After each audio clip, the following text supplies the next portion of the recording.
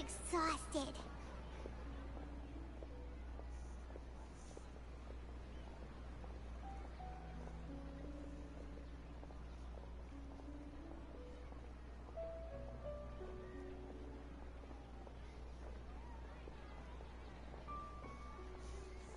Come to think of it, we've been stuck in this place for a really, really long time. Heck, even the last time we were chatting happily with Denyerzad feels like an eternity ago.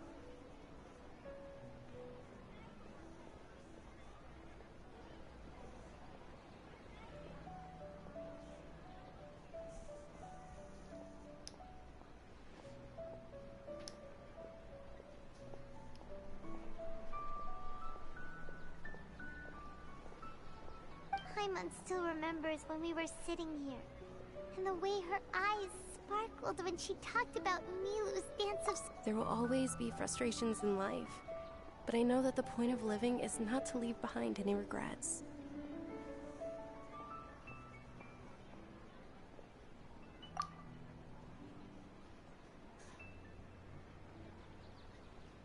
That was what the real Denyerzad said, wasn't it? Does that mean... Yes, Traveler. Let it... Oh, so she's still just a puppet. But just now, how come...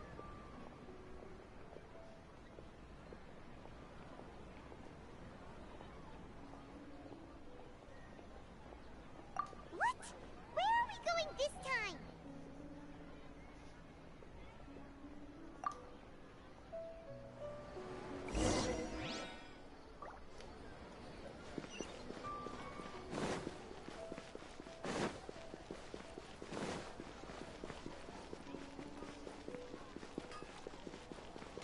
Do your worst!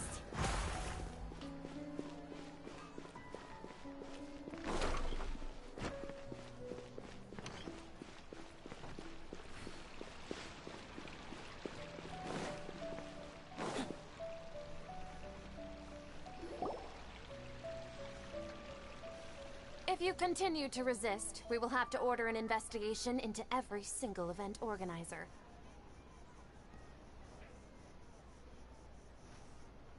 The Grand Sage has already granted you much leniency. I advise that you exercise tact. How did things turn out like this?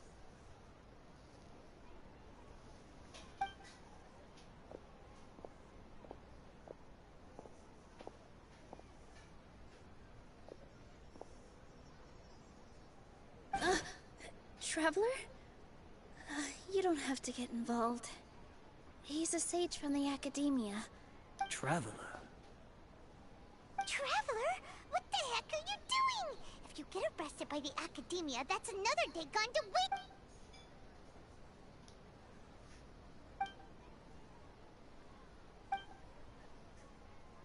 Wait, they're not reacting. Have they been scared stiff? Oh, of course! If this is the sage's plan, they wouldn't put themselves through this. So they're just substitutes. What is this? What happened to the Grand Sage and his entourage?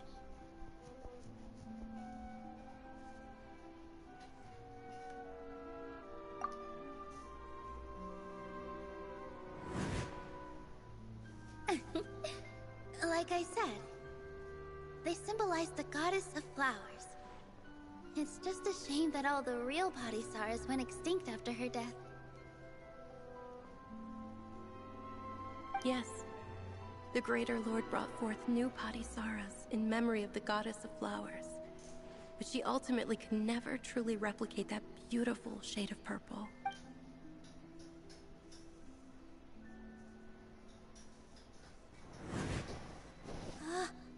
That beautiful shade of purple. Aren't these flowers real Padisarahs? Just like the ones from the legend?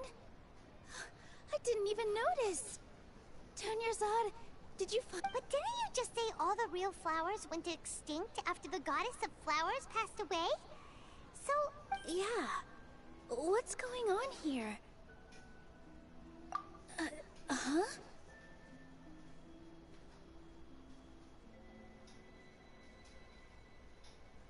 You guys are acting weird. But okay, I'll try.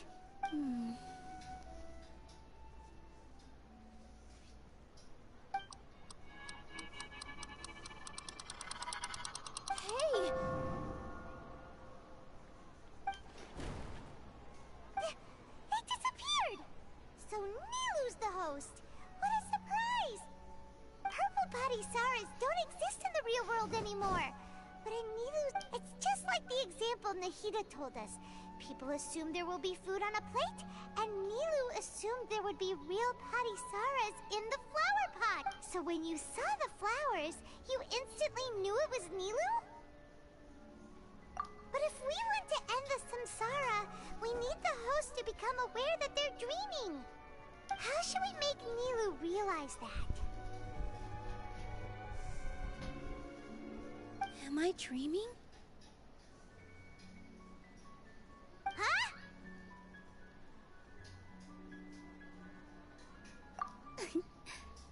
So I'm right. Is this Lesser Lord Kusanali responding to our celebration of the SABZERUZ? Wrong guess, but you aren't completely wrong either. The point is, what made you think this is a dream? As far as you know, people in Sumeru don't dream, right? Yeah, but have you heard the tale of the first sage? To prevent a calamity, he went on a journey to find the Dendro Archon. Ooh, sounds familiar. Dinyarzad told us a story like that when we first arrived in Sumeru City. So it was about the first sage, huh? Yep, but in the part you heard, he hadn't become the first sage yet. There's more to the story.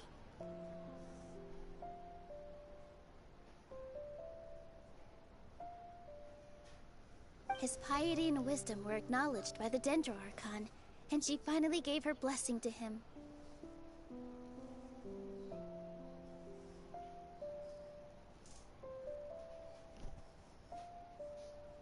All kinds of spectacular scenes appeared in front of the first sage, as if all the knowledge in the world was being painted onto a canvas right before him. He was captivated.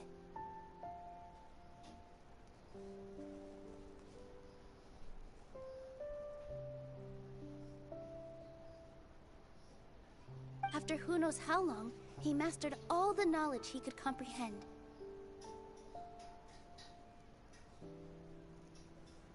Afterward, he said to the Dendro Archon, "I miss my parents, my wife, and my children."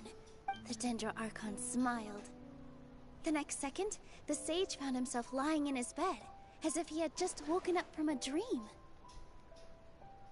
His wife, lying next to him, said, "You're off to search for the Dendro Archon today, aren't you? Have a safe journey, my love." In the end, the first sage took care of many disasters in Sumeru City, and founded the Academia. What a happy ending. So, the first sage was dreaming ever since the beginning of the story? He never went on his journey? Yes, but his faith and determination were conveyed to the Dendro Archon, so she blessed him in the form of a dream. Paimon understands where you're coming from now. That's a really interesting connection. But we really gotta wake up soon, like the sage in the story!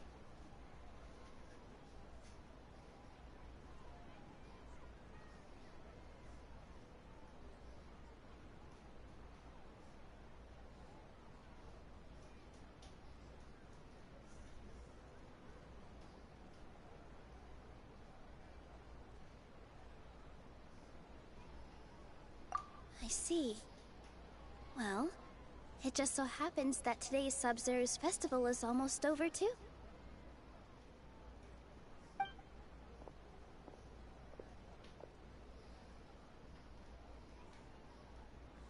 Since we're in a dream, Let's make this final dance of SABZERUZ as beautiful as we can.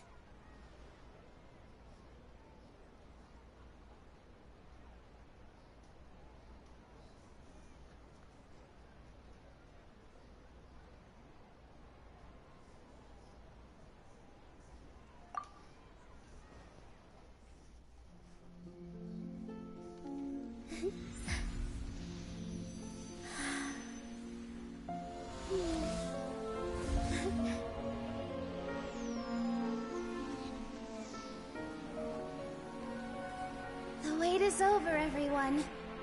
I dedicate this to our god, the dance of SABZERUZ.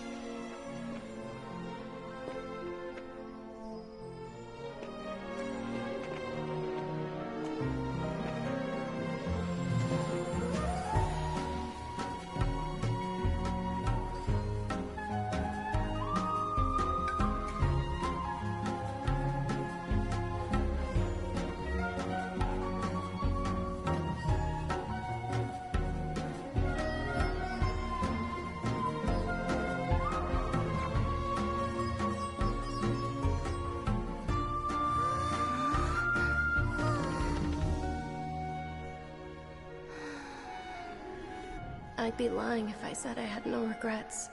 I would have loved to see Nilou's dance.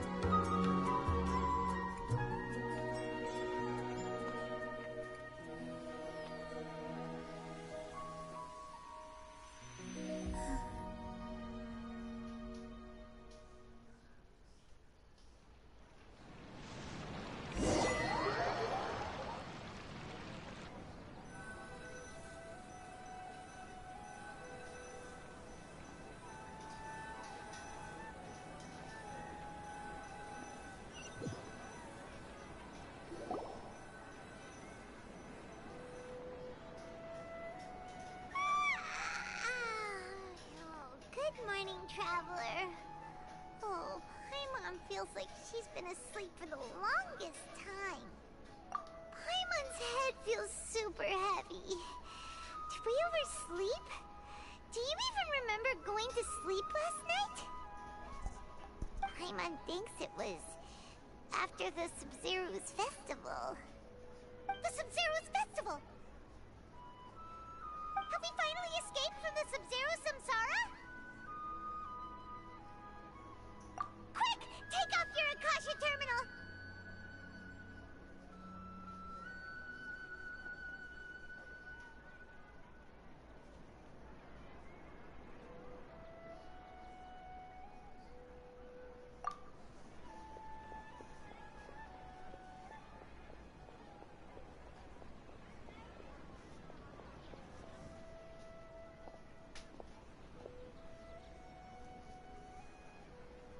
She's not in her room.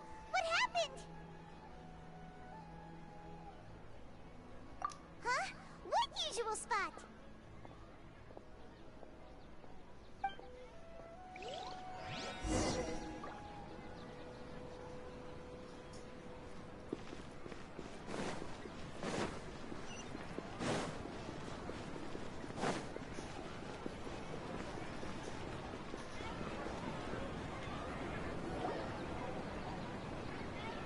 Well done, Traveler and Paimon. And thank you, Dunyarzad, for organizing the SABZERUZ festival for me. I'm sorry, who are... Dunyarzad! You're okay! Oh, don't scare us like that! Oh, Traveler Paimon. I have something amazing to tell you. I just had a dream, and I saw Nilou performing the dance of SABZERUZ.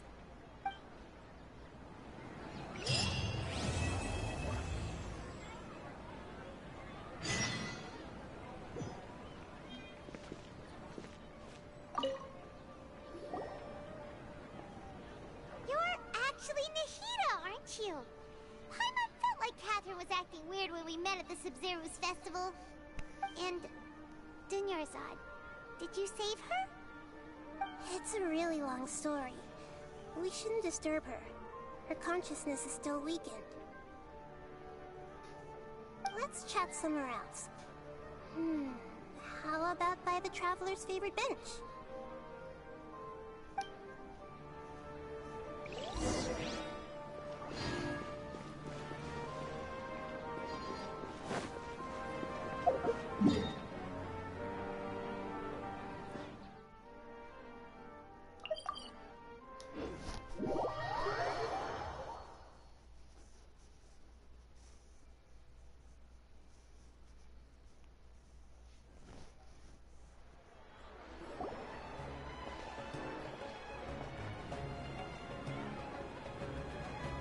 About Dunyarzad first.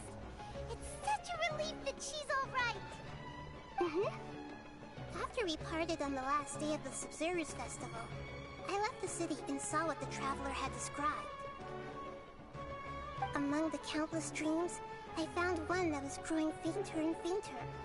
This proved my suspicion. Once Dunyarzad could no longer bear the Akasha harvesting her dreams, her consciousness began to dissipate. But this also meant it escaped the Akasha's control. Such a small fragment of consciousness can't last for very long, though. It will return to its original dream.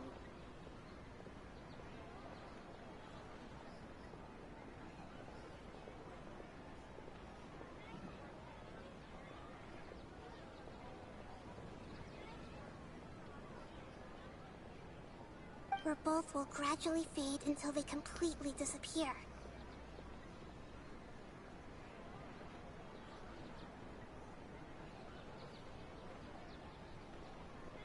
I used all the power I had to keep her dying dream alive as long as possible. But it still wouldn't have lasted for much longer if it hadn't been for you two breaking the samsara.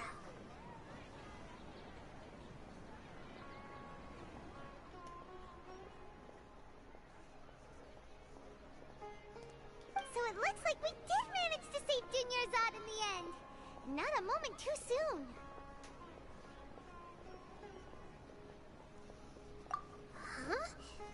Why are you two smiling so happily? I thought you'd be so moved that you'd start crying. Both are fine. Everyone reacts differently. Alright, you two must have a lot of other questions for me, right? After all, you saved my faithful believer. As your reward, I will answer any and all questions. At the Avidia forest, there was this incense that made the Traveler fall unconscious and dream of a huge tree and a red sky. You also heard someone's voice, right? It said world and forget me. Yeah, so you do know! We've been wanting to ask you what that was about, and if the red sky was related to Conria. It seems like the Traveler established a connection to Irminsul. That was a message left by Greater Lord Rukkhadevata's residual consciousness in Irminsul. Perhaps her last memory before she died. As you two probably know, Greater Lord Rukkhadevata disappeared after the disaster in Conria. The timings of these events do line up, so your suspicions are reasonable.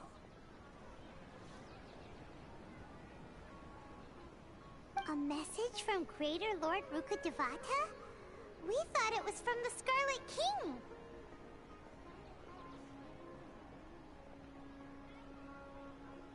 The Scarlet King? That god who died even longer ago? Some present-day desert dwellers still worship him. You probably just heard some of their conspiracies. Okay, so what does the message mean?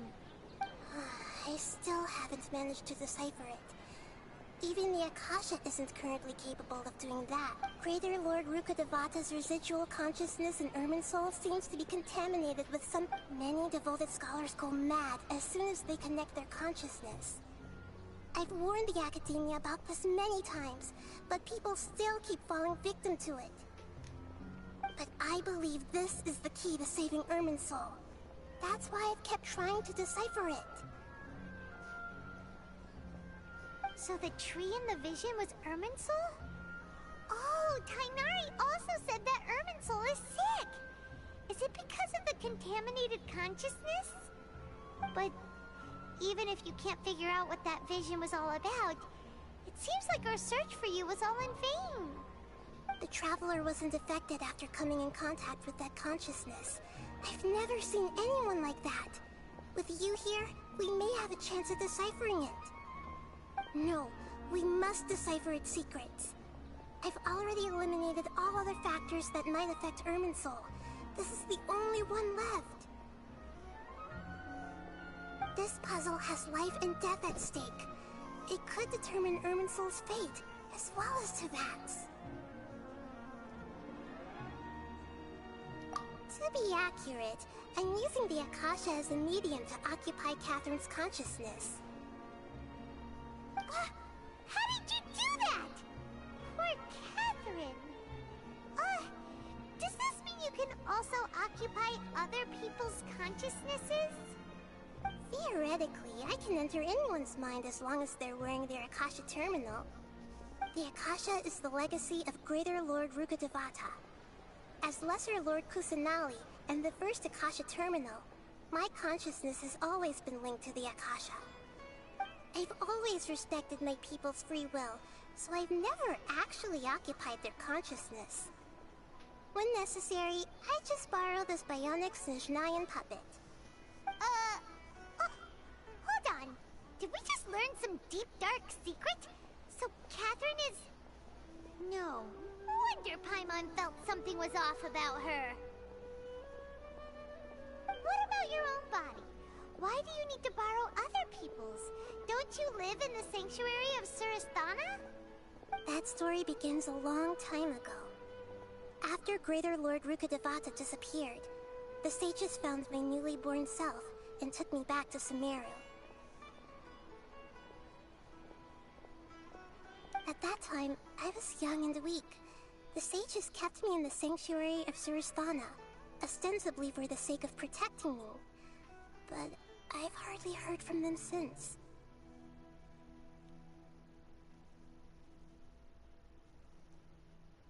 However, I do understand that they had hoped to find Greater Lord Rukkhadevata instead of me, a symbol of her passing.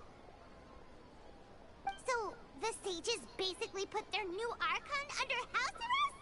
How dare they! Why don't you teach them a lesson, Nahida? In some ways, they aren't wrong. Greater Lord Rukkhadevata was omniscient and omnipotent.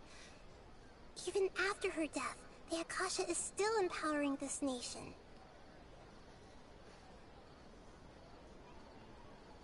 And I'm still really far away from being able to call myself the God of Wisdom. Moreover, the Academia is also more proficient at governing this country. My existence has... Yeah, you got a lot of believers. Just look at the SABZERUZ festival. Everyone who showed up truly loves you. Thank you for the kind words. But I honestly don't need physical freedom as long as I can connect my consciousness to the Akasha. Trying to find a way to save Irminsul is my life's mission and top priority. I will work on that, and try to live up to being a deity in the meantime. Every once in a while, I will also take up the duties of the God of Wisdom and enlighten a lost soul here and there. Doing all that should be enough.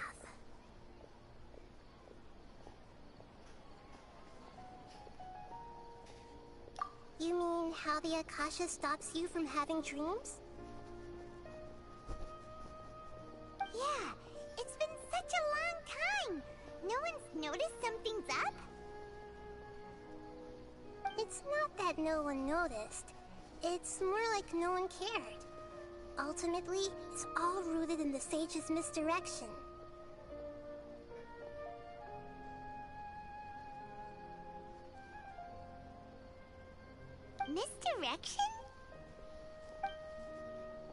The sages convinced everyone to believe that being unable to dream is a sign of rationality and wisdom.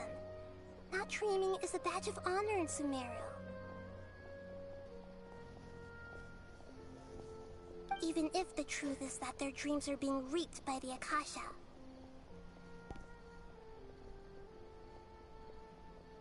With their propaganda in place, the sages can maximize their use of the Akasha to facilitate their research.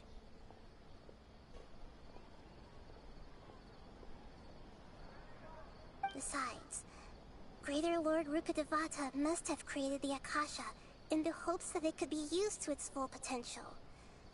That's why I've never come out Anyway, the perspective advocated by the sages drowned out any voices of doubt. By now, even those who never use Akasha terminals find it too shameful and got it! I hope my answers were satisfactory, seekers of knowledge. To be honest, maintaining Dunyarzad's fading dream took a lot of mental energy. I think Oh, and you don't need to worry too much about the sage's activities for now. The Akasha won't be able to conduct another project on the scale of the SABZERUZ Samsara in the immediate future. Go and get some sleep. Leave everything to us. What a relief. This is truly the most... Traveler? Paimon? Why am I here? Do either of you know? Maybe you were sleepwalking. You know you can't wake up a sleepwalker.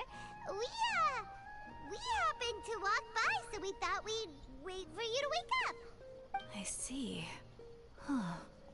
I should visit my maintenance personnel sometime. Oh, I'm fine. I better go. Thank you.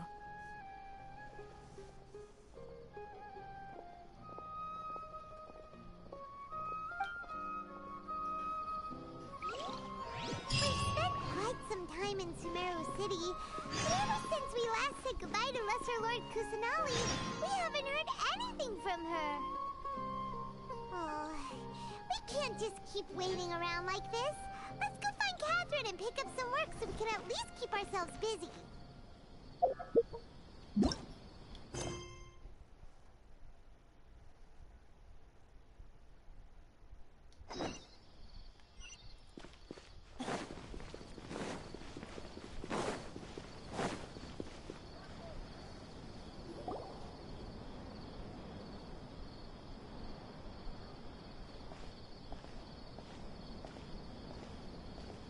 Astra Avisask. We meet again, you two. Hi, Catherine. Do you have any commissions for us today? Commissions, huh? Let me think. Oh, how about this? Please attend the Academia's Academic Symposium this afternoon and recite a love poem on stage. Wait, say what now? And if possible, please also use your camera to capture the reaction of the audience upon finishing the poem.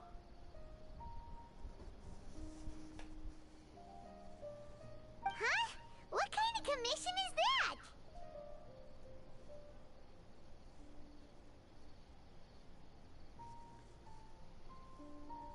I see. It appears that you're not interested in this commission. In that case, please go to Port Armos and convince the Eremites there to spend some time volunteering at the local orphanage. Hey, that's not any better.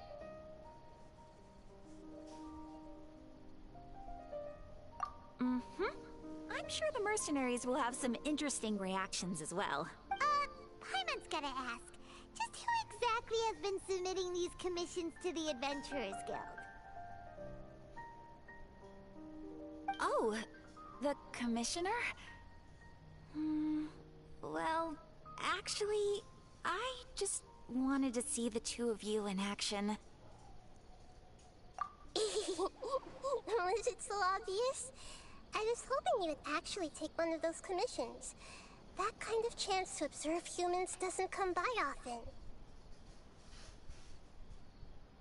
Ah, so it's Nahida. Paimon just knew Catherine wouldn't crack those kinds of jokes. When did you get into her head?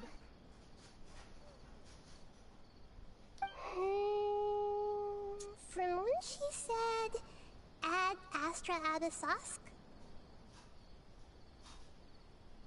So it's been you this whole time?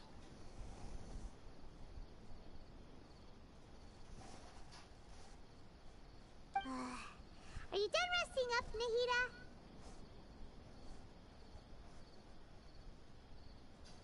Yes. I've been sleeping ever since we parted ways, and I even had a really, really long dream.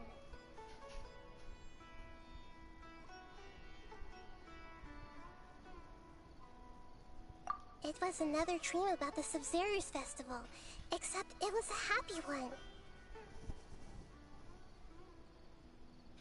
In my dream, I was sitting in the middle of a flower terrace, and everyone in Sumeru City was holding hands as they danced in circles around me.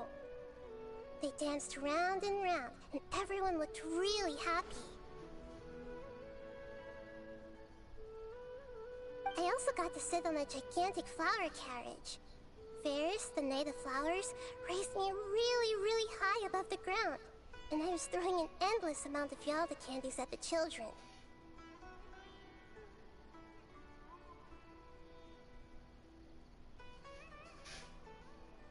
You know, Nahida, maybe your dream is how the SABZERUZ festival really should be.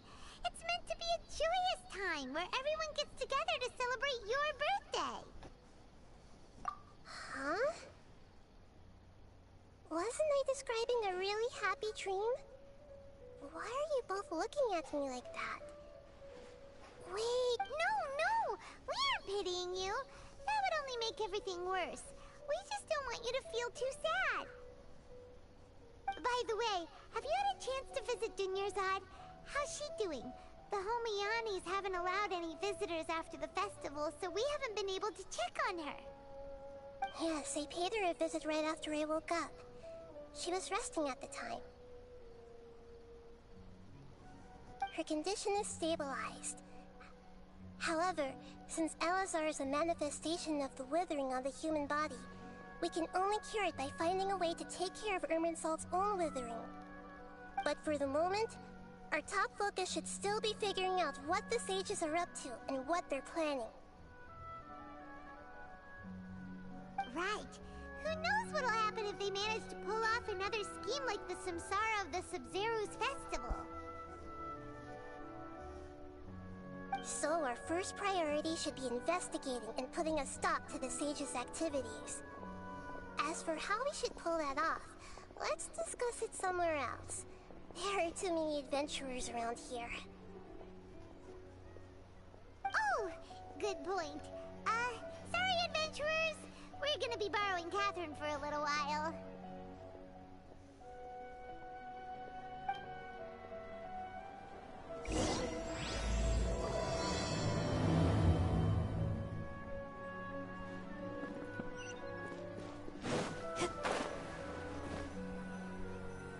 Let's continue our chat here. Okay, so do you have any Actually, I've already done a little bit of work on that. But for now, I want to hear your thoughts.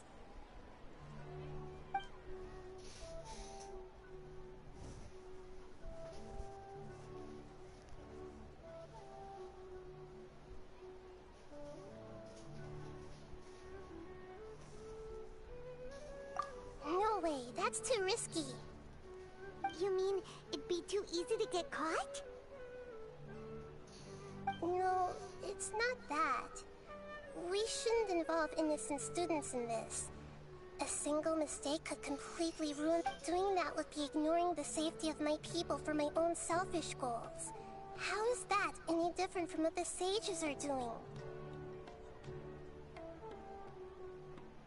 That's a good point. Spoken like the god of Sumeru.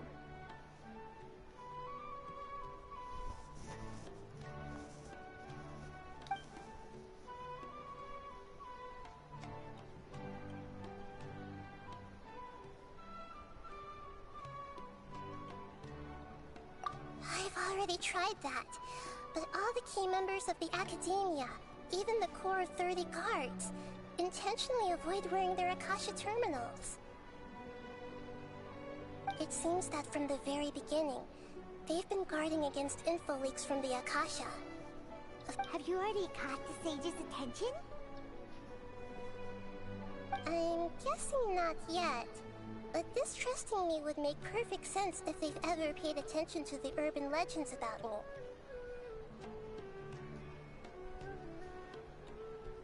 In any case, I probably can't take over their minds directly.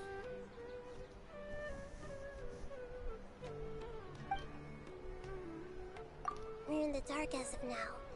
Since we still don't know anything about their goals, any rash move could tip them off and lead to terrible consequences. After all, every person in Sumeru City is one of their hostages.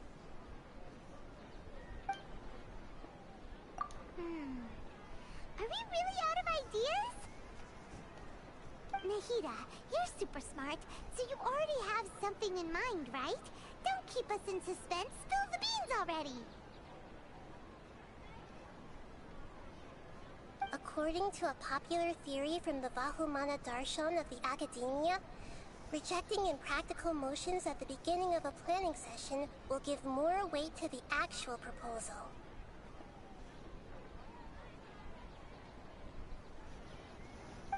Okay, but aren't you the god of wisdom?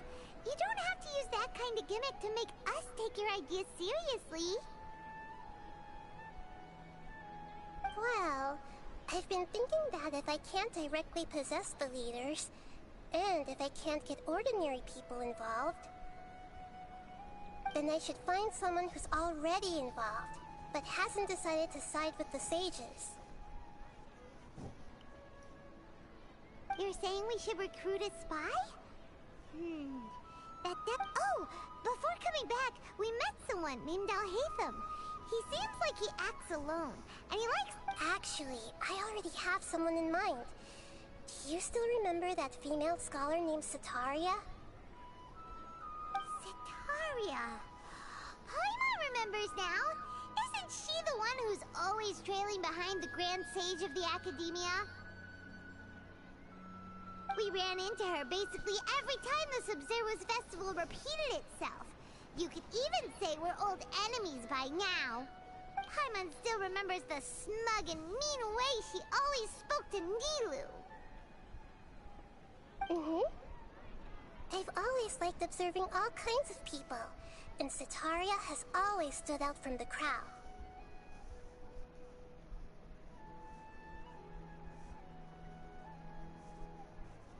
She was born in the desert and was hailed as their greatest genius. Her academic gifts allowed her special admission into the Academia, and also gave her the opportunity to serve as the sage's assistant. Oh, Paimon didn't know she was from the desert. She must be pretty special then. Paimon feels like most of the desert dwellers around the city are working as mercenaries. The name Setaria means star. When she lived in the desert, she shone like the brightest star in the night sky. Later on, she was chosen by the sun. The star was given a place in the daytime sky to complement the sun's dazzling light. Soon after, the star witnessed the sun scorching the earth, which brought forth many disasters. The star began to waver. Instead of staying beside such a sun, wouldn't it be better to return and light up part of the night sky?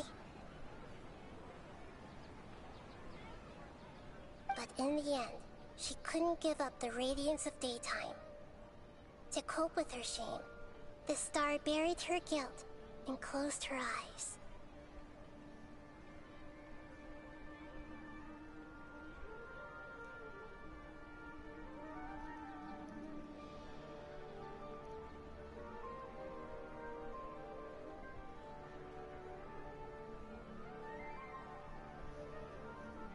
From the sound of it, Setaria's just hung up on the research opportunities here. But she doesn't really support the academia. She still feels guilty about not doing more for the desert, right? She's just running away from her problems.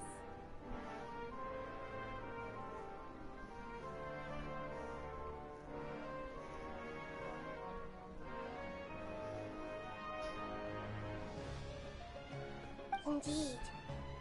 When they are presented with complex moral issues, many people will simply plug their ears and go with the flow until the problem can't be fixed anymore. She's suppressing a lot of guilt, but before she realized it, she had already become the sage's accomplice. She can't deny her part in their schemes anymore. Right. We must somehow make her face her problems again. That way, not only can we get useful intel from her, but she can also use it as an opportunity to redeem herself. From my past observations, Setaria will take a day off from the academia every 10 days to do some shopping in the city. Tomorrow afternoon just happens to be a shopping day for her. That'll be our chance. To prepare, let's go check out some of her favorite spots, and have a quick chat with a few of the vendors there.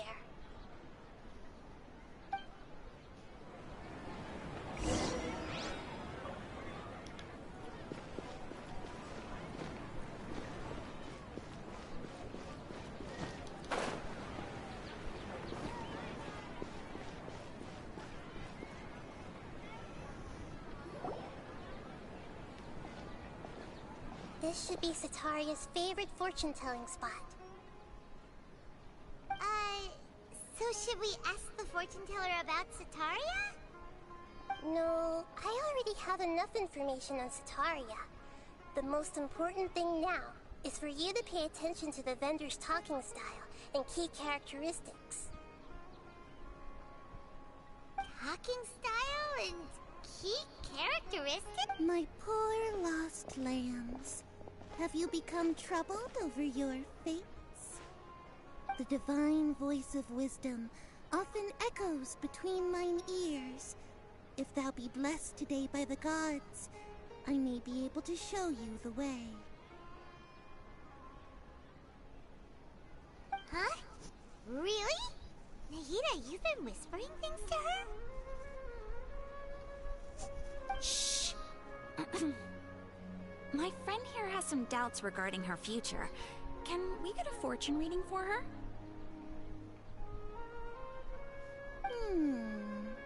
Of course, of course. In that case...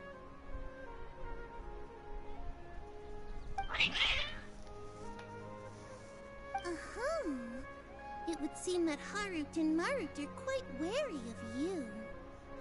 Perhaps, at some time in the past, you have somehow offended the gods. Only mocking the god of Animo, questioning the lord of Geo's financial savviness, and brawling with the god of Electro. Do those count?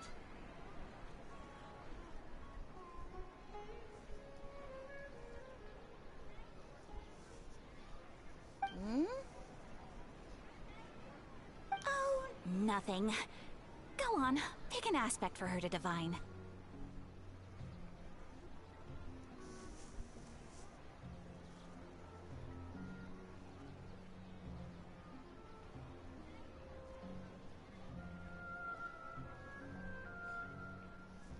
Health prospects.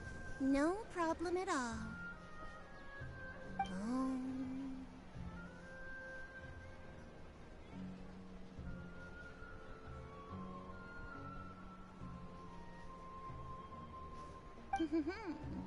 The gods have spoken. The truth shall be revealed. Your life shall continue on for... many tens of thousands of years? Impossible. Harut, Marut, did you two spoil my divination? I've never read a fortune so absurd.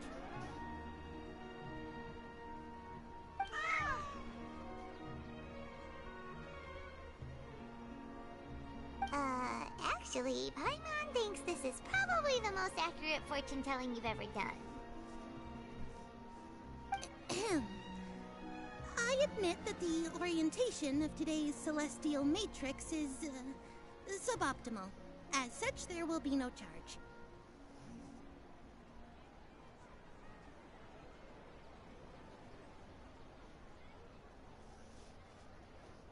Is that so? Well, that can't be helped. If you were to bring some food offerings for Heart and Mart on your next visit, perhaps they could help you reverse the wheels of fate.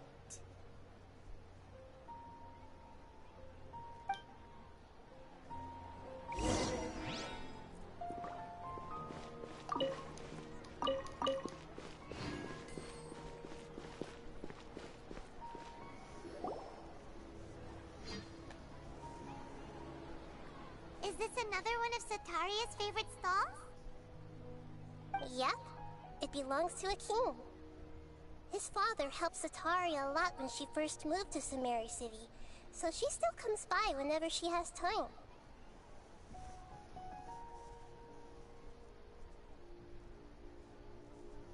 When I start talking with him, listen carefully to the details of our conversation. Ah, dear customers, would you like to look at some pottery? Well, we caught wind of your great craftsmanship, so we specifically came to take a look. Oh, I recognize you. Aren't you Miss Catherine from the Adventurers Guild?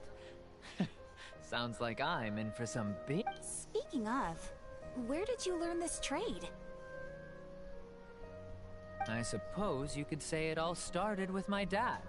He's a mason by trade, but I picked up an interest in clay while apprenticing for him. After that, I began making pottery by myself in secret. And I simply changed trades when my works turned out well. Although it's a pity that I'm no longer making much use of the knowledge provided to me by the Akasha.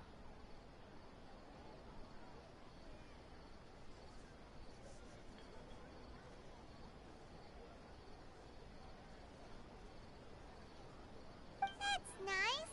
You're making a living doing something you love. So is your father still working as a mason? Oh no, not anymore. A few years back, he fell from a roof and broke his leg.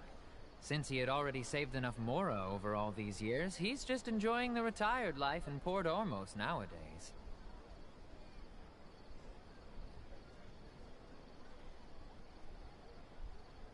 I see. We wish him peace and happiness in his retirement. I'll have someone in charge of logistics at the guild come by another day for some goods. We'll leave you to it. Take care now. No problem. Rest easy. All our goods are sure to meet your...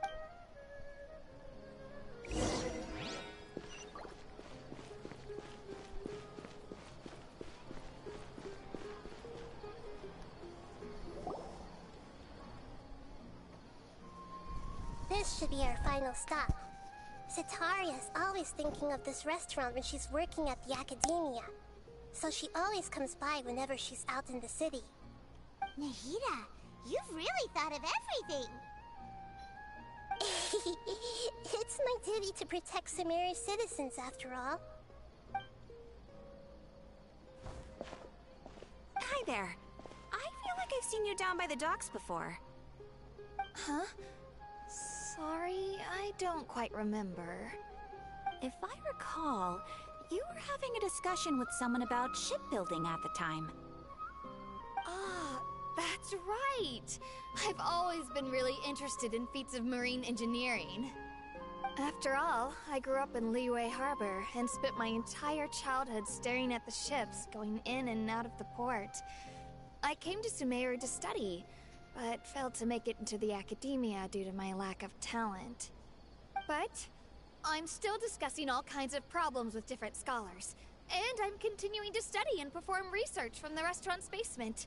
I'm sure I'll get to the academia after their next round of exams. What an admirable spirit for learning. Amazing! Sure, but you'll find hardworking people wherever you go. So this restaurant has a basement as well? Huh. First I've heard of it. That's right. It's not usually open to patrons. Most of the time, employees use it for breaks or to hold private events. I see. Guess that makes sense. Well, good luck with your studies, Miss Chishan. Thank you so much. As long as I can make it into the academia as an official student, I'll be happy.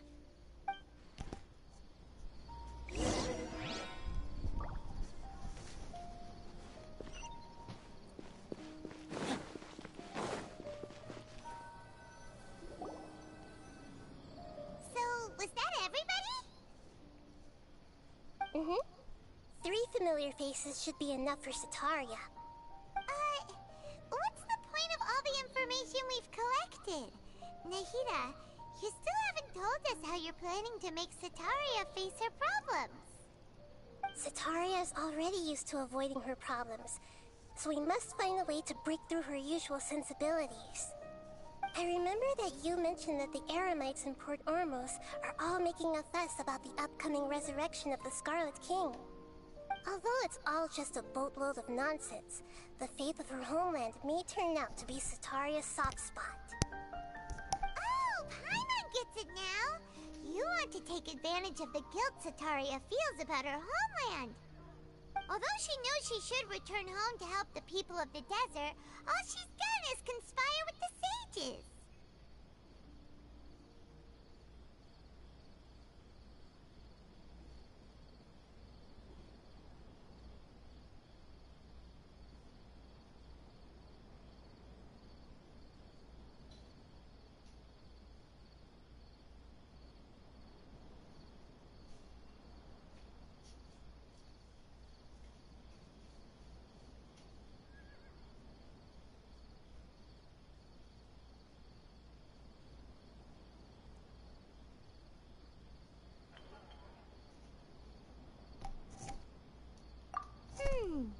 So, how do we set that up? Well, the Scarlet King is long gone, and Sataria is also too smart to fall for any simple tricks. If we simply engaged her under the guise of the Scarlet King's believers, she would definitely be wary of us, and we may not get anywhere. But if we were to borrow some of her close acquaintances to talk with her, her reaction would probably be very different. So, you mean you're going to possess those people we just talked to? Yep. Possess them through the Akasha. Imply that they've already converted to the faith of the Scarlet King, and then convey our made-up will of the Scarlet King. As long as everything goes smoothly, we'll get through to Sataria for sure. She'll never guess that we had anything to do with it. So that's how you're going to use all the info we collected on these people. It's so that you won't slip up and break form. Possessing them will only work if you can manage to pass off as them. Exactly. So, best of luck with impersonating them. Huh? Best of luck? But we don't know how to possess anyone. That's no problem at all. I'll just share all their senses with you once I've possessed them. As long as you're also wearing an Akasha terminal, the effect will basically be as if you've possessed them yourself. Huh. That is pretty convenient. But why does she have to do this? Can't you do it yourself? Although I've been observing humans for a while, I've never been good at imitating them. You're not wrong. It's always been painfully obvious whenever you try to pass as Catherine. If it was at all possible, I would have preferred to leave these people alone. But seeing how things are now, I probably should just accept it and push on. Yeah, don't beat yourself up over it. We're only doing this to help everyone, and we'll only be borrowing them for a little while anyway. Alright, then let's give it a go tomorrow afternoon.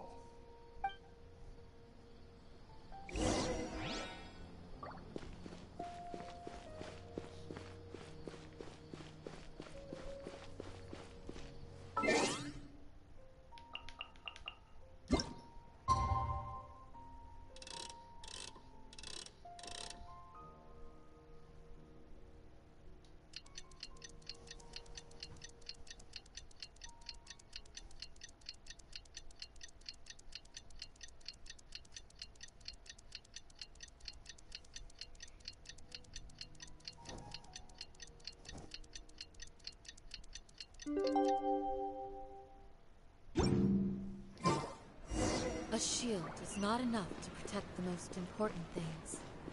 That's why I must also wield a spear.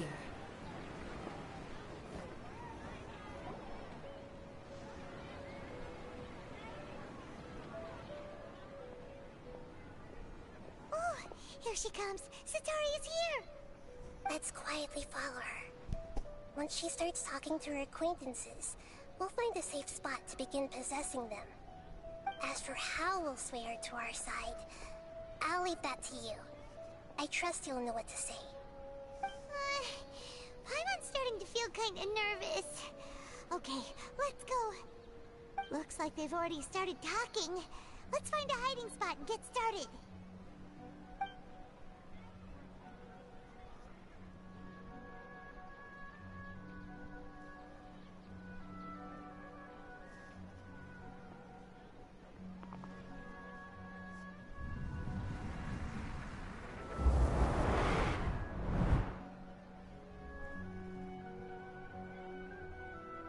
That's right.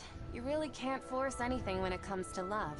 And besides, everyone around me has a very different background and outlook. Are you still listening to me, Nabia? Oh, of course I'm listening. You were talking about troubles with your love life, right? I heard everything you said. Okay then. You just seemed a little distracted for a moment there.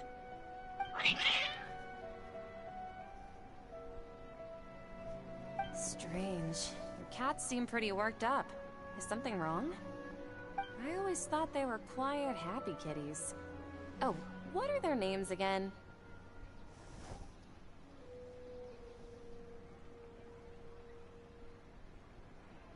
Ah, that's right. They are just little darlings, aren't they?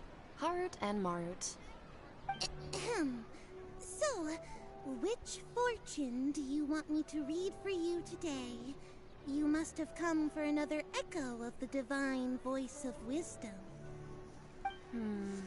I'd like to get another reading on my love prospects, but to be perfectly honest with you, I feel like I've been a real mess recently.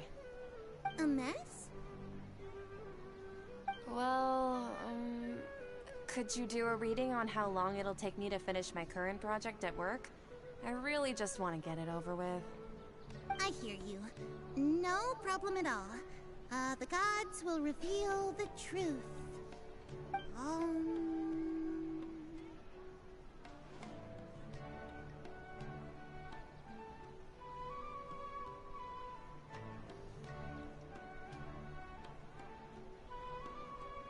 The gods are asking, Setaria, why haven't you gone home? Why haven't I gone home? Do the gods really know everything I've been thinking about? Setaria, why don't you just go home? It's a demand now instead of a question. The gods seem to be truly upset. I'm sorry. I know I failed the gods. Please pass on my most sincere apologies and ask for their divine forgiveness. And, if I may ask, Nabia, is there a specific god who's speaking to you right now?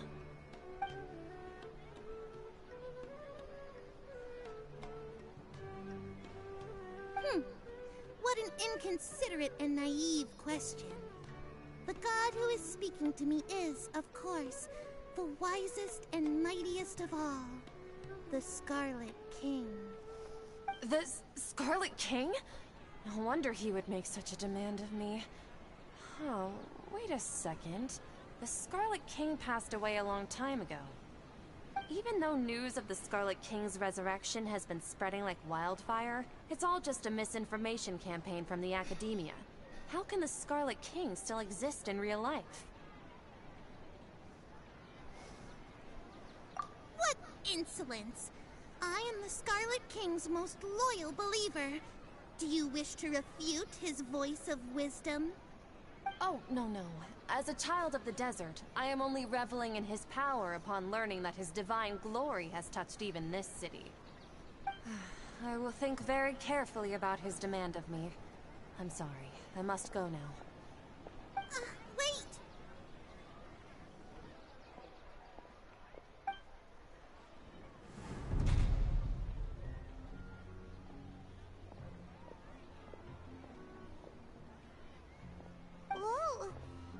just ran off in a hurry. She looked pretty upset, too. Well done. Sataria didn't seem to suspect anything amiss. To have something she's been trying desperately to avoid show up out of nowhere and berate her, that must have shaken her to the core. Aw, Nahida, it seems like you understand human emotions really well after all. All I know are some abstract Harvard-taught theories. And in any case, my time with you has shown a lot of them to be utterly useless. I'm still trying to make sense of everything. Anyway, enough of that. Let's hurry and catch up to Sataria. We got a Keems now, right on cue. Let's get ready to possess him right away!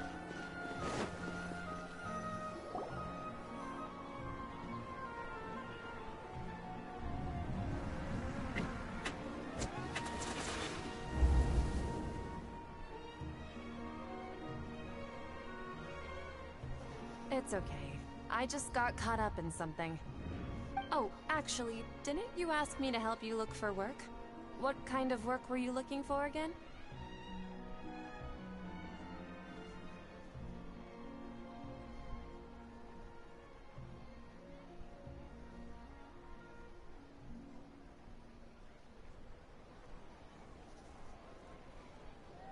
Oh, right. Your old man's craft. How could I forget? Speaking of, how's he doing? Is he feeling any better?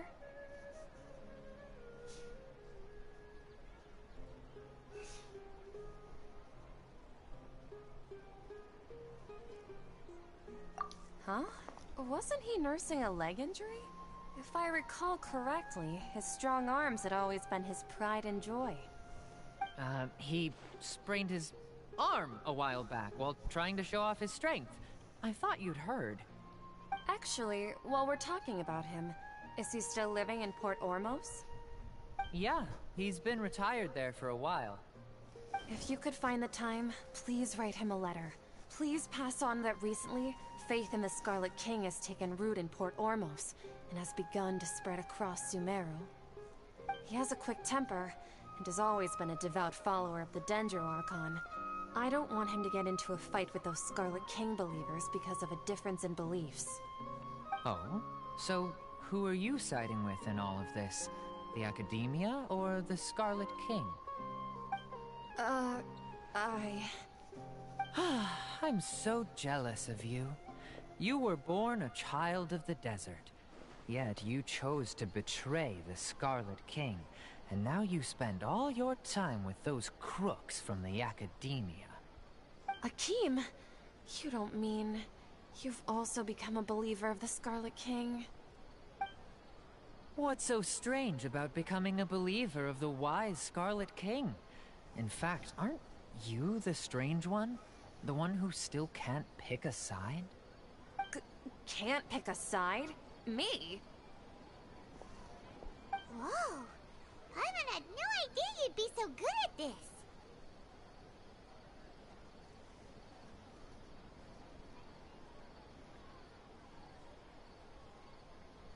You really zeroed in on the issue and put it right in front of her.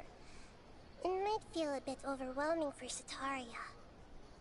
But once everything is over, I'll be sure to pay her a visit to her mind and explain everything.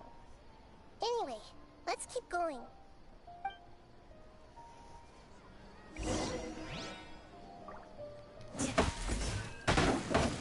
Come on! Sataria's already started talking with Shishan!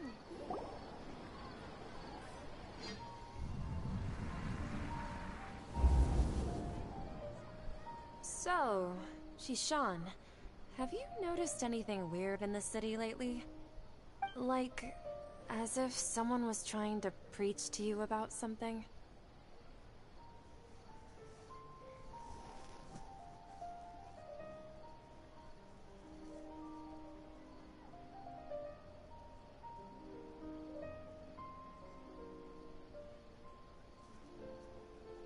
Oh, right.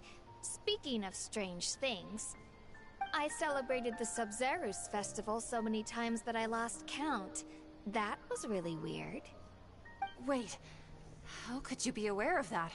That should be impossible. Nothing in the report indicated anything like that.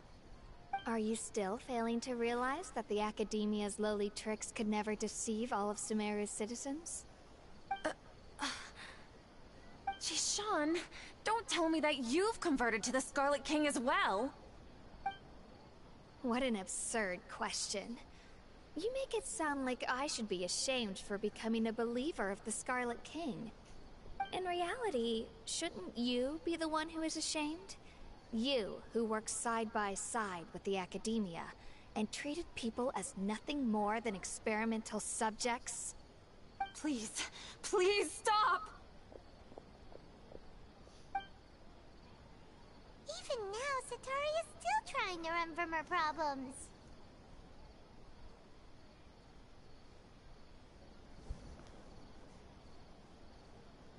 She can no longer justify everything to herself. Hey, she's trying to talk to the guards! What should we do? This is the most important part of all. Quick, get ready. Mercenary, you're a member of the Corps of 30, correct? Please help me pass a message to the Matra right away. The situation in the city is getting out of control. Please, try to remain calm, miss. Tell me what's happening in the city. Heretics are infiltrating the city, and they've already converted many residents to their side. Heretics? What kind of heresy are you talking about? The Scarlet King! Many people I know have suddenly started believing in him, but he's long dead. It's impossible. Miss Sataria, nothing is impossible. You know my name? The Scarlet King is immortal, and all who defy him will one day pay the price. You must face the truth, Sataria. You tread a treacherous path, and the longer you ignore it, the tighter the Academia's grasp on you will become, and the deeper you will be ensnared. Child of the Scarlet King, never forget that the desert that belongs to you lies elsewhere. What's so strange about becoming a believer of the wise Scarlet King? In fact, aren't you the strange one? The one who still can't pick a side? What an absurd question. You make it sound like I should be ashamed for becoming a believer of the Scarlet King. Sataria, why haven't you gone home?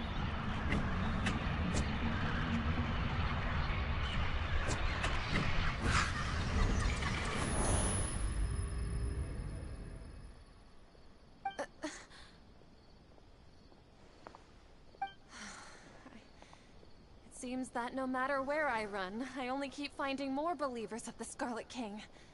I have to say, this is a familiar feeling. I've also been running from my guilt this whole time. Guilt over my part in the Sage's plans, and from ignoring the letters from the children of my homeland. But no matter how much I may try to ignore or get rid of it, my guilt always comes back.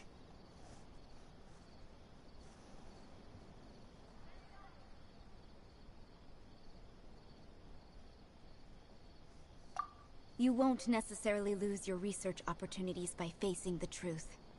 Besides, did you really want to conduct your research while carrying such heavy feelings of guilt? How do you know me so well? Are you truly just a believer of the Scarlet King? Or are you the god himself? That's not important. The important thing is to pass judgment on the Academia and its sages, and to correct their mistakes. If you could provide some assistance in this matter, perhaps it could serve as a form of atonement. I've actually never believed in the gods, but I've always believed in serendipity. Your appearance must be a fated opportunity for me to get out of this wretched situation. Please tell me, what can I do for you? How much do you know about the Sage's current activities? I was just one of the designers for the masked dream harvest scheme, which is what happened around the SABZERUZ festival. But I know very little about the full scope of the overall project. I'd assume that only staff with the highest clearance would have access to those confidential documents. I've just been working to meet the Grand Sage's specified requirements. However, there's something that's been really bothering me. I heard that a scholar who was previously expelled has returned to the city, and even the sages are still quite wary of him. To fight against the Academia, we will need to figure out the nature and the purpose of their work. Is there a way for us to get access to the confidential documents you mentioned? It should be possible if we're willing to take some risks. After all, I'm an assistant to the Grand Sage, and I've been working on many tasks outside of the project. One thing, though, I won't be able to transfer the documents to you through the Akasha once I get my hands on them. The sages have always closely monitored all activities within the Akasha. Let me see... let's use the most primitive method. Send someone to pick up the documents tomorrow evening at the Academia entrance. The Academia entrance? Wouldn't that be too conspicuous? Don't worry about that. I assure you, this won't be a trap. I'm only suggesting this location because it'll draw more scrutiny for me to leave the Academia again. It'll be safest for me to distract the guards long enough to hand you the documents. Alright, I trust you. So, if I were to successfully complete this task, would it mean I've atoned for my wrongdoings? That'll depend on the judgment of the Dendro Archon. The Dendro Archon. That's right. Her people are the ones we have endangered.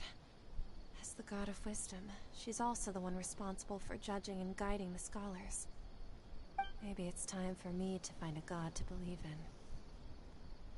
Just as Nahida predicted, we've managed to bring Sataria to our side! The Traveler's execution was ingenious. She's the one who deserves all the praise. Well, now that we've made plans to meet again tomorrow evening, all we can do is pray for Sataria's mission to go off without a hitch. Pray? But if we're going to pray to the gods, aren't we just praying to you? God of Wisdom and Guardian of the Scholars? No.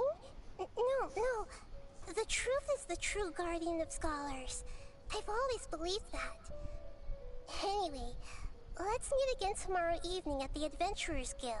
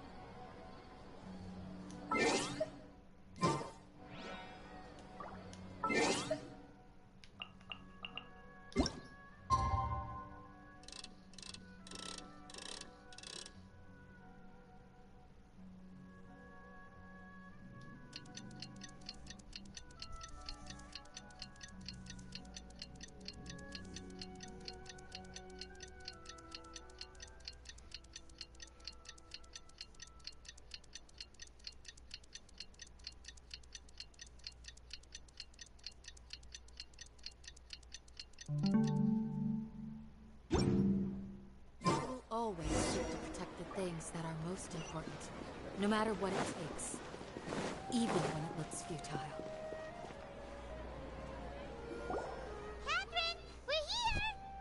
Oh, you are the other Catherine, right? That's right. I suppose I'm the other Catherine in your mind. Shh! We're on a secret mission tonight, so we need to protect Catherine's identity. Yep, Paimon's right. We cannot fully rule out the chance that the meetup tonight is just a trap. If something were to happen, my existence may be the only trump card we'll be able to play.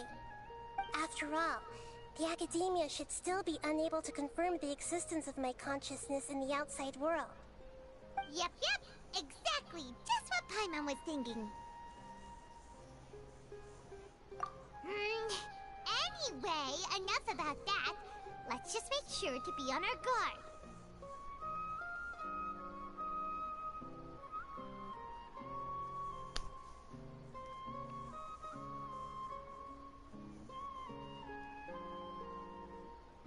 Off? What do you feel is off? It's the middle of the night.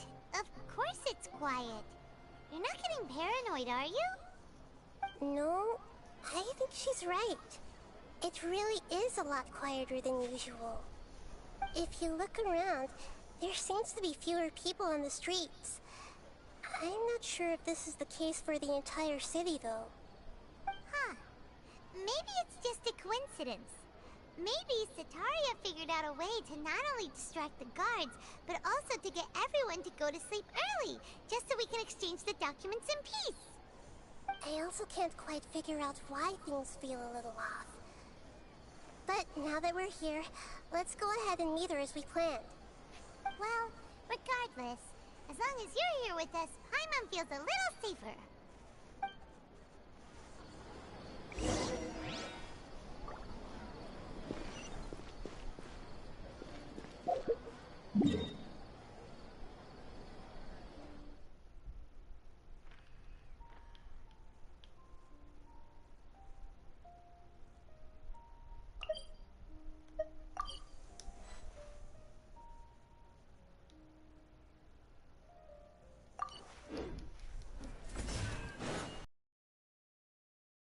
There really aren't many people out right now.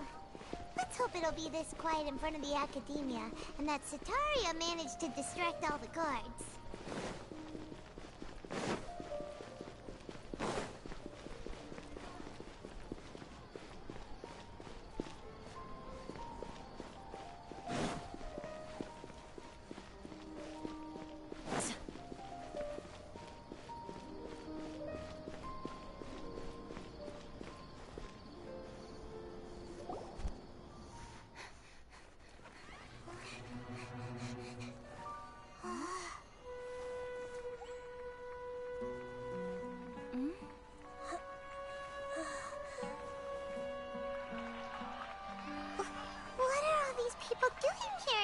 Of the night. Ah, the triumphant hero returns at last. And to a rather spectacular welcome, even if I do say so myself. You're the outcast, expelled from the Academia. Indeed I am. Although these days they tend to call me the Doctor.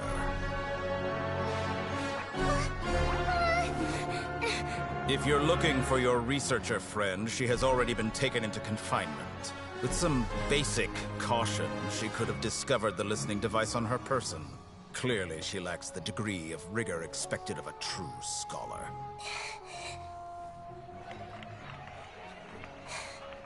The people of Sumeru City! What have you done to them? I simply made some minor adjustments to their Akasha terminals. Now they can deposit information directly into the subconscious.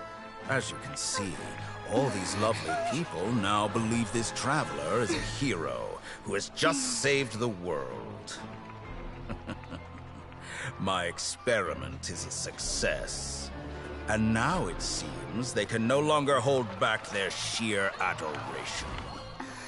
No, what should we do? These are all just regular people. Leave now. You need to get out of here. But that guy's a Fatui Harbinger. We can't just leave you here. Nor can I abandon the people of Sumeru.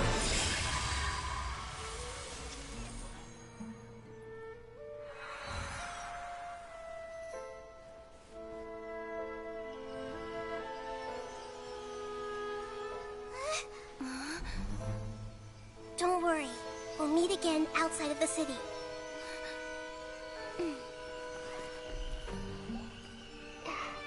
I see. You appear to have overridden their mental faculties with your own consciousness. To possess such a powerful mind, you must be the god of wisdom.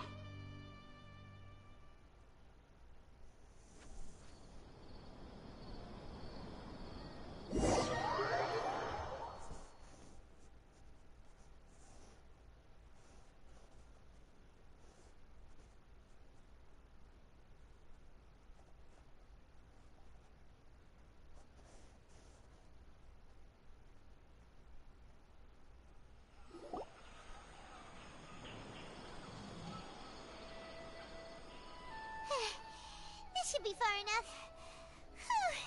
Paimon needs to catch her breath first. Is the heater going to be okay? We only made it out because of her.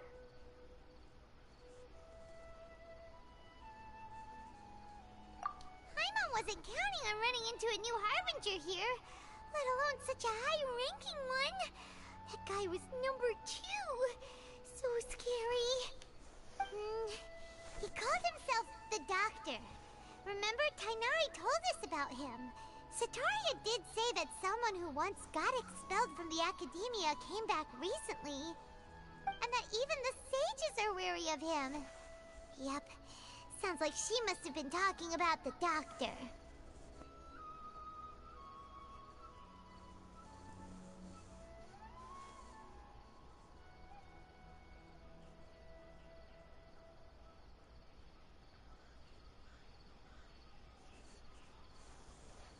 Yeah.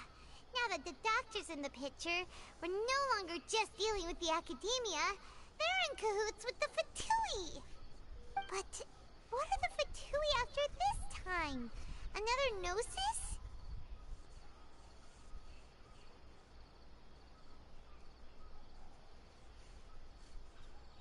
Yeah, things would be a lot easier with Nahida's help. Nahida said we'll meet again outside of the city. But we can't just keep waiting around, right?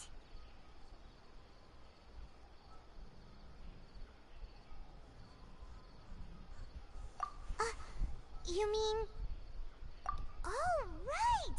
Wasn't he invited by the sages to work on some project when we were staying with him in the Vidia Forest? That has to be the same project!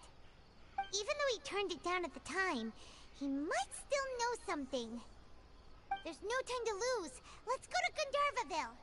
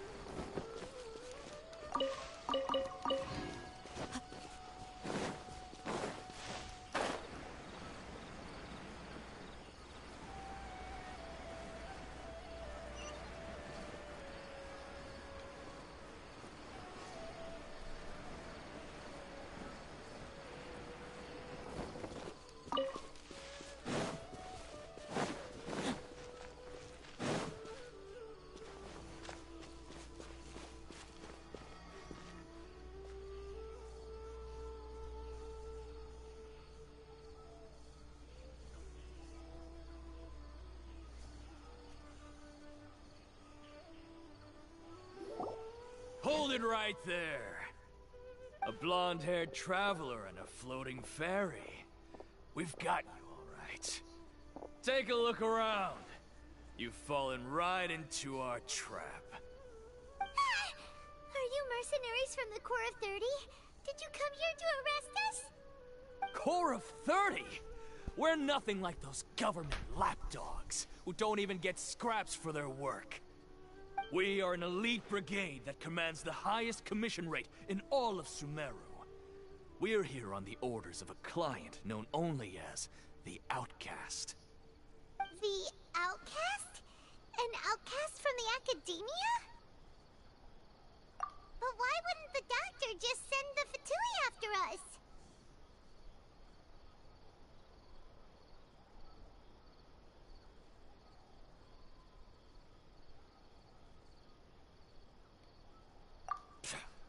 Still wasting time on idle chit-chat.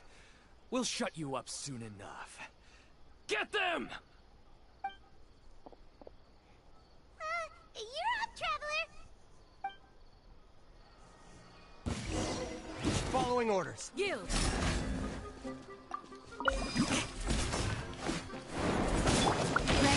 I far down. Witness power. Go on. All hail.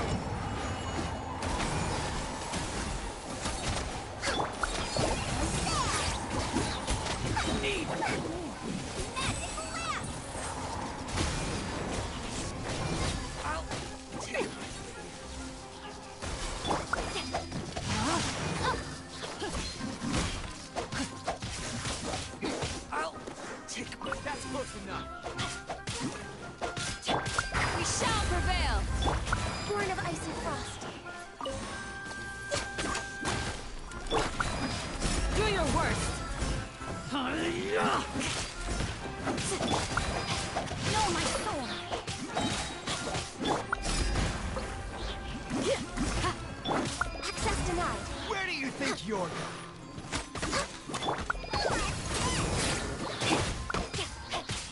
Let me read you a verse. Need more. It isn't over yet! Here comes reinforcements! Touching. Blaze over.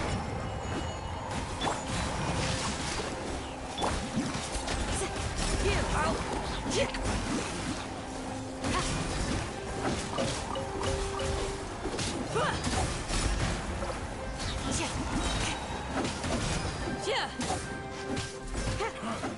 You want this? Wait. Need. That was pretty rough. Is that what elite mercenaries are like?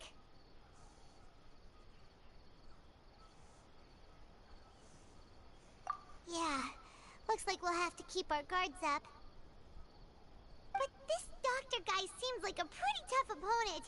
He knew exactly where to set up an ambush. Did he predict that we would try to find Tighnari? Going up against smart people is tough. Anyway, let's keep going.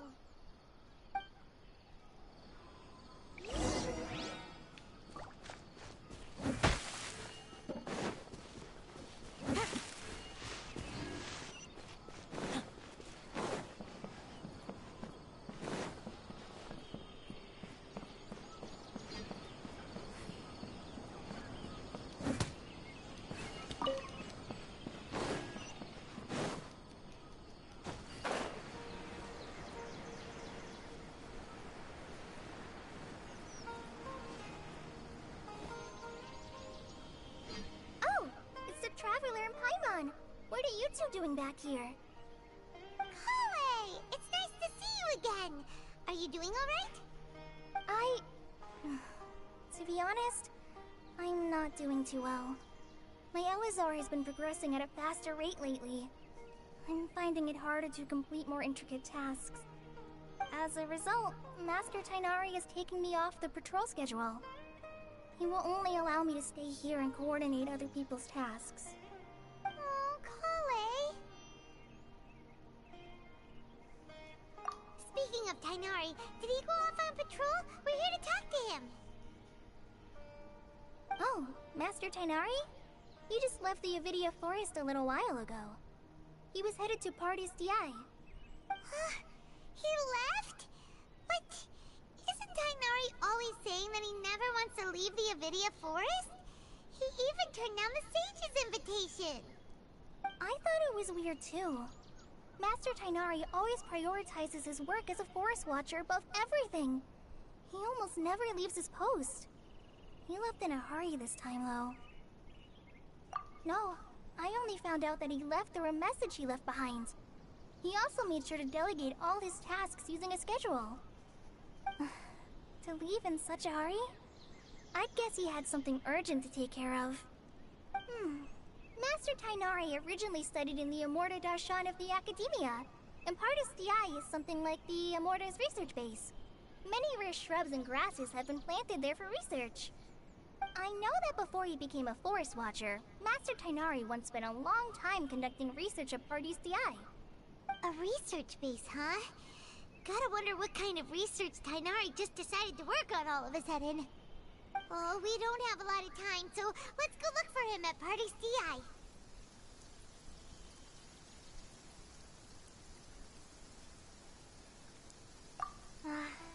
Don't worry, I'm fine. I'm used to living with Elazar by now. If you run into Master Tighnari, please send him my regards. Got it. Will do. See you later, Kale.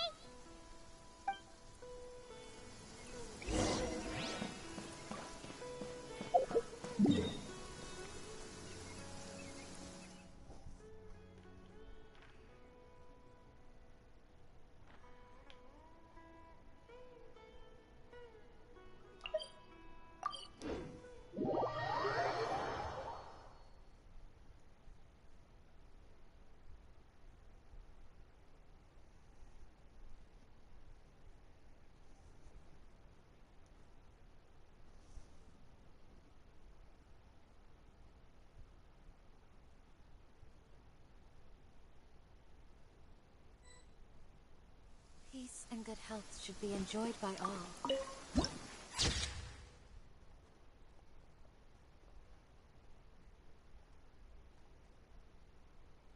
If I can provide every... Wait! Look who it is!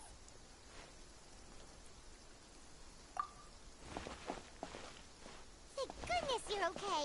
We were so worried about you. Hey! This was supposed to be a touching reunion, but you're ruining the moment! Actually, it's very smart of the Traveler to be wary of me right now. After all, the Doctor has shown that his technology can apparently even control human minds. Plus, it's not like you could have known what happened after we split up and I was facing the Doctor by myself. Even a pool of stagnant water after a torrential storm can occasionally pass as a patch of sky. Paimon feels like only the real Nahida could come up with such an obscure analogy. Huh? But I wasn't trying to win your trust or anything. All I wanted was to clarify my point. Well, we understand that point now. Please, Nahida, tell us more about what happened. Are those poor people alright? When you left, I was still in the middle of restoring everyone's minds. Thankfully, when the Doctor mentioned depositing information into the subconscious, he didn't mean engraving information into their minds. Instead, he did something closer to creating hallucinations. That was still within my power to fix. Luckily, I managed to finish my restorations and mind jump away from him just as he was about to capture me. Whew. What a relief. The Doctor sure pulled out some hidden cards, but good thing we had Nahida with us. I wouldn't be relieved just yet. I gave away my true identity when I restored everyone's minds, which means we've lost another one of our trump cards. Also, the Doctor is already an expert at modifying Akasha terminals. Maybe it's only a matter of time until he captures my consciousness inside the Akasha. Would that mean you'd no longer be able to jump between minds? Then how do we stop him? He's still at the Academia, so it's possible he already started messing with the Akasha.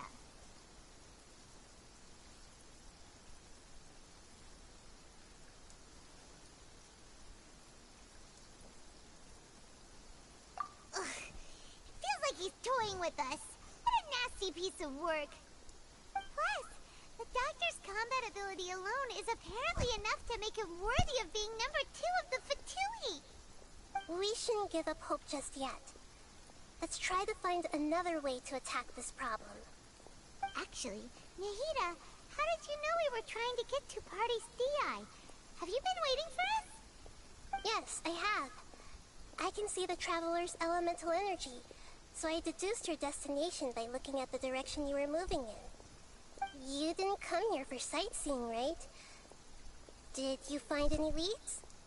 We're looking for a scholar we know. His name is Tainari, and the sages once tried to reach out to him. Why don't you come inside with us and see what we can find? Okay. Let's just hope we won't get him into trouble.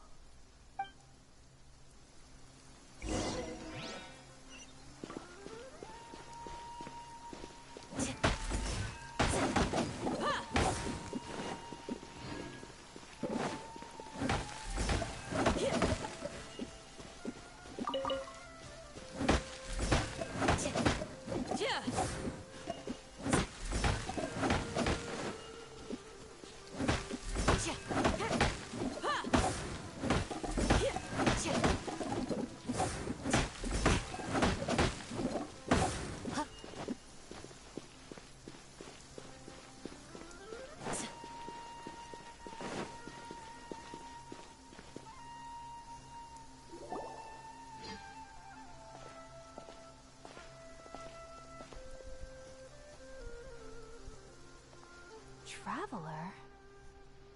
It is you! Ah! The voice! It's Hypatia! Ah, what a pleasant surprise! It's so nice to see the two of you again. Who's this? She's a scholar! we last saw each other, she was still training in the... what's it called? Satyavada life? Oh, I see. That's right, we're old friends. You've come at just the right time. Ever since I've come here, hardly anyone has even talked to me. Hypatia, you're way too excited about this. Actually, for you to leave the Avidia Forest means... you're not in training anymore? Wait, no. Did you already finish your training and reach Pariporna life? What do you think? My consciousness has already managed to make contact with the divine. You did it! Congratulations! It's so exhilarating to share this sublime joy with others at long last! When my consciousness made contact with the gods. What a supreme and unparalleled experience that was! That sounds incredible!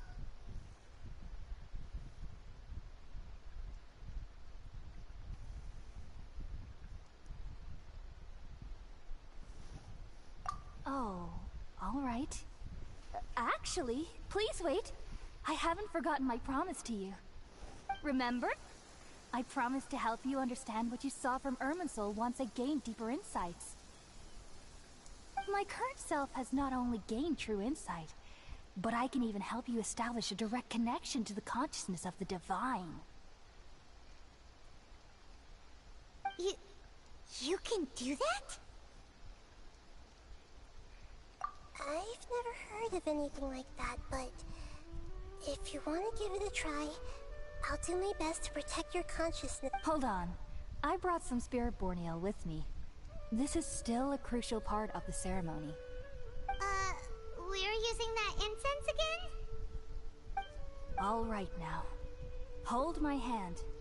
I'll help you establish a pathway to connect your consciousness. Okay. Ready?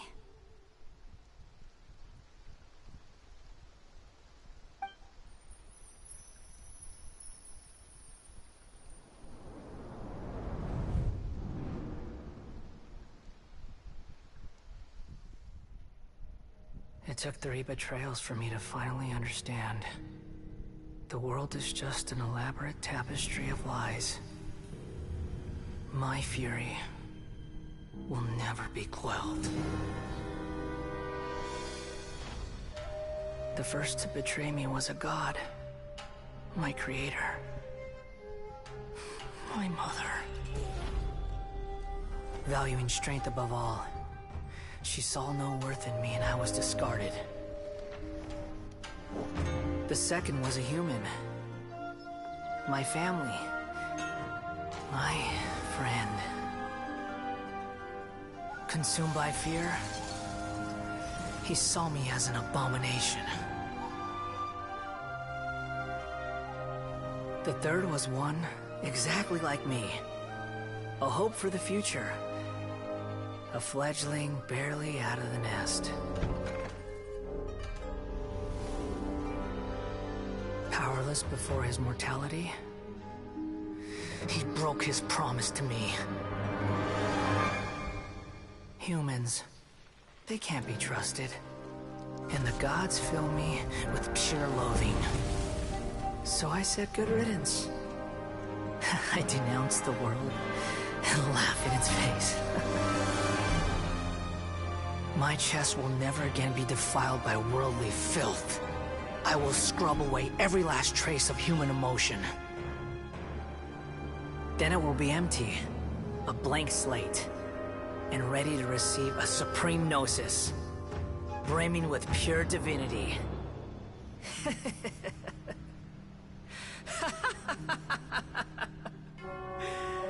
There is no need to fear. The pain will be brief.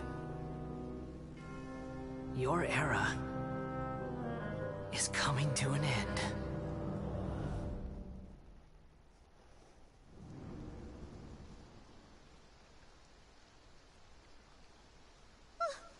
What was that?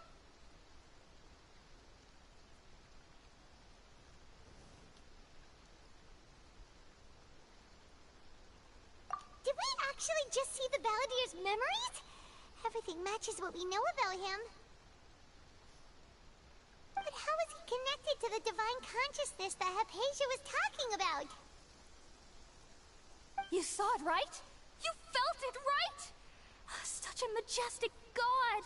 Such a noble will! Such sublime emotion! Alas, shame. If only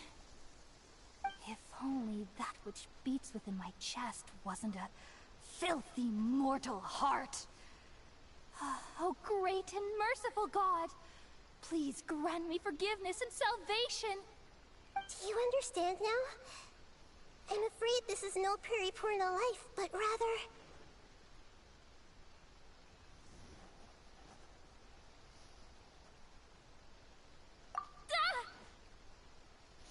You... Why are you so mean to me?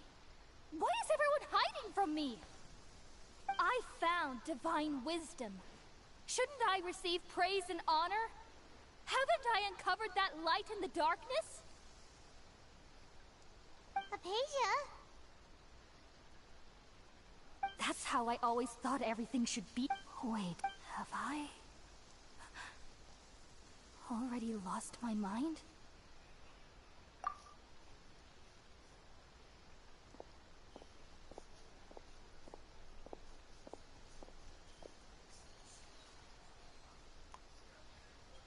Wait, something isn't right.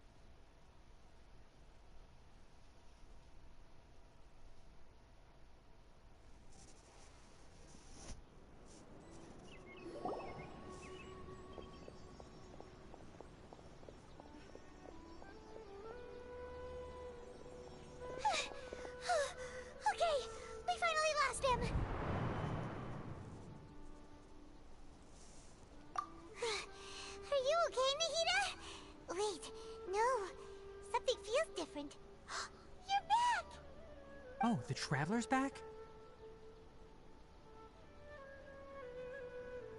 Nahida was controlling your body for a while. It seemed like she jumped over to you as an emergency. After that, Kainari heard the commotion and came over. He helped us defeat the mercenaries and then he ran with us all the way here.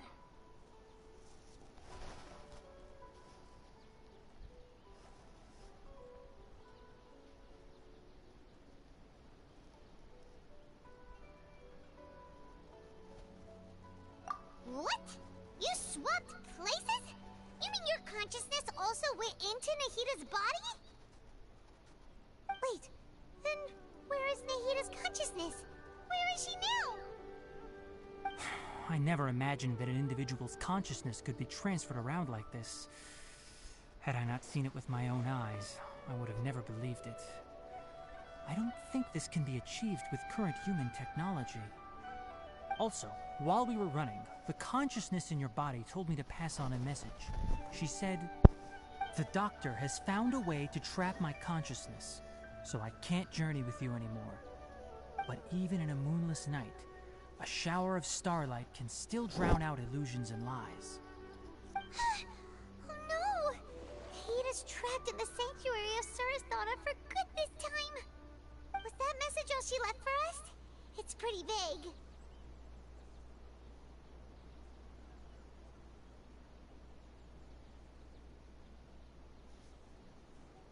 Oh, that makes sense! Since the doctor captured her, she won't be able to say anything without him knowing! She's being extra careful. Even in a moonless night, a shower of starlight can still drown out illusions and lies. Huh. Paimon knows the moon illusions and lies are from that alchemical divination at the SABZERUZ festival. Didn't Nahida use a starlight analogy before? It had something to do with Sataria.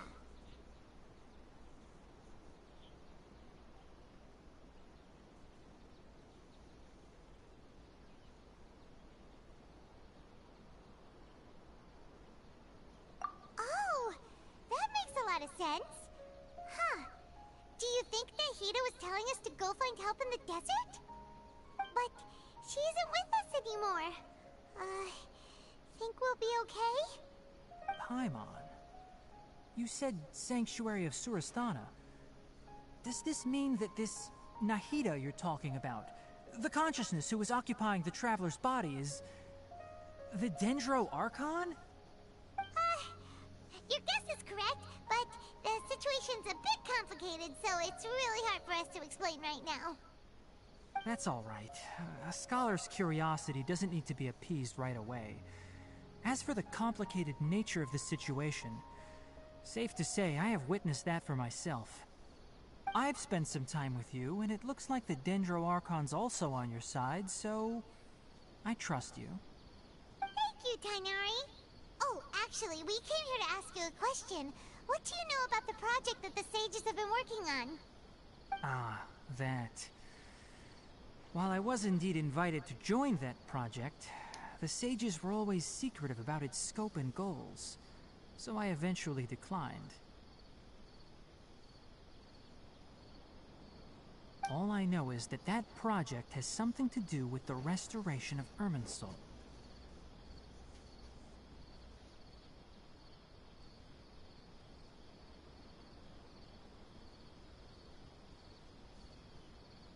Huh? Did you see something when you were in Nahida's body? What? Do you have any evidence?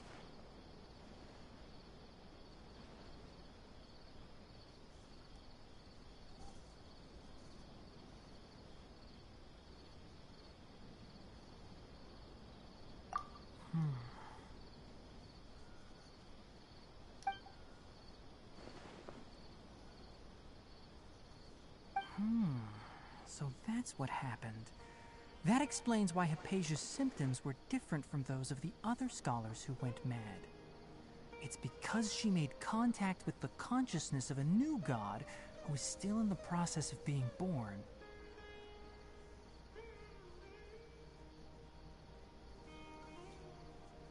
Tainari, did you leave the Avidia Forest because of Hypatia? I did. I noticed Hypatia's mental anomalies, but since her symptoms were rather atypical, I secretly took her to Pardes Dii and began searching for a way to return her to her normal self.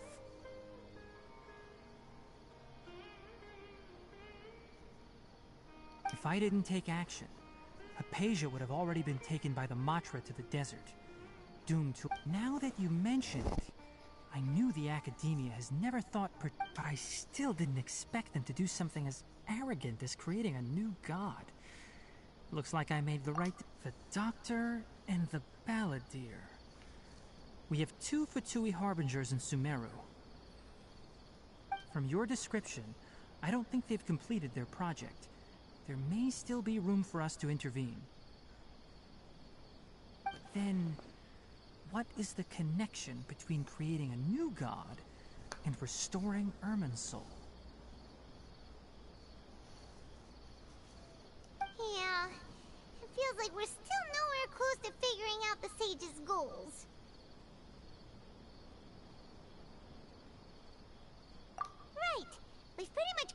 everything we need to know, so we should head out. How about you, Tighnari? What are you going to do? I'll stay here for now. I still want to try a few more things to help Hypatia.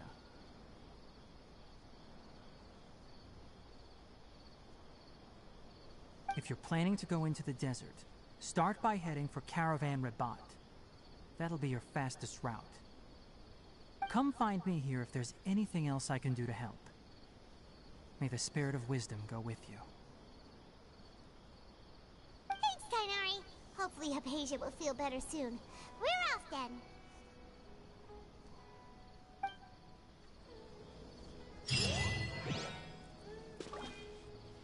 Pronto. Nós vamos rumo ao deserto agora, viu? Primeiro agora nós descobrimos o plano ali, né? Os fatores junto com a academia, né? Eles estão querendo ali transformar o escaramucho no arconte ali, né? Que arconte é um tipo de divindade, um deus ali, né? Um adepto ali. Agora nós sabemos. Lembrando aqui, viu, gente? Que no começo ali, viu? Ali era um mecanismo da máquina dos sonhos ali, que é esse mecanismo, a caixa. Terminal a caixa. Não tem? Aí ele estava na cidade ali, relacionado com o evento, né, do festival. O festival SABZERUZ. Não tem? Que é o aniversário do Arconte aqui dentro, né? O antigo que substituído pelo novo, né? Por esse novo Arconte aí. Aí que era o que estava mais presente na mente das pessoas aqui, né? De Sumeru. Do continente Sumeru, né? Aí eles estavam usando esse mecanismo para deixar todo mundo no estado dos sonhos. Não tem? Eles ficaram no estado do sonho bastante tempo. Aí estavam dormindo, enquanto isso eles ficavam reiniciando direto o pessoal. Aí nisso o pessoal que está muito tempo no tempo dos sonhos, podia acontecer deles morrerem, falecer. Não tem? Para manter um certo controle ali na cidade. Aí, tanto é que algumas pessoas morreram. Aí ele ficava reiniciando. Aí o pessoal, o sonho que eles estavam usando ali para deixar todo mundo envolvido era a Nilo, que é a que tem a mentalidade mais forte ali, mas que tem mais detalhes ali relacionados, né, com o festival SABZERUZ. Até que a gente consegue achar quem de quem era o sonho, né, que estava envolvendo as pessoas, né, que era o Danilo, que estava usando o sonho dela para deixar as pessoas no estado de sono. Não tem poder controlar a cidade ali para não atrapalhar os sonhos dela. Aí toda vez esses sonhos eram apagados, não tem, a mente das pessoas era apagado ao final do dia. E alguns integrantes que estavam lá no sonho, eles eram marionetes. Por exemplo, quando alguém morria, aí entrava lá um programazinho, não era igual a pessoa, mas era parecido. Não tem? Só para relembrar isso aí. E lembrando que essa Arconte aí dentro aí, ela usa esse mecanismo também, que era do antigo. Que era do antigo Arconte dentro. Não tem? Ela sabe usar muito bem também. Aí ela tanto usou lá nos sonhos lá, quando estava no sonho das pessoas, e usa na cidade. Na cidade ela usa para soltar nas mentes das pessoas. Não tem, que é bem viajado. No começo ali é porque não mostrou, mas quando eu estava ali no mundo dos sonhos da cidade, o viajante achou que era do personagem do NPC VR, né? Que é o Cavaleiro das Flores, que é o personagem das Flores, o Faris, né? Que ele faz o personagem do Cavaleiro das Flores. Que eu não mostrou aí, que eu já adiantei, porque ali fica muito demorado, é muita falação, aí tem que associar uma coisa a outra. Era um enredo muito grande ali. Aí eu já pulei para a parte principal. E a dancinha lá da Nila, né, podiam ter melhorado, botado uma dança mais, uma pegada mais forte, mais original, botado uma dança mais original, mas tudo bem, né? E bem antes também teve a cápsula do conhecimento, que você conecta o terminal à caixa lá, aí ele tem um conhecimento contido no mecanismo lá, que aí absorve. even when Aí it que looks o futile. terminal, a caixa também absorve também o conhecimento e você fica com conhecimento, que é muito bom também. Tá certo? Para que você tenha entendido, é que é uma viagem, é meio que uma parada meio Matrix, né? E uma viagem no cogumelo. Não tem quando você viaja no cogumelo aqui, igual o começo disso mesmo, tá certo? Eu espero que vocês tenham gostado. Obrigado a todos. Até a próxima. E vamos que vamos e joga o bumerangue. Joga o bumerangue.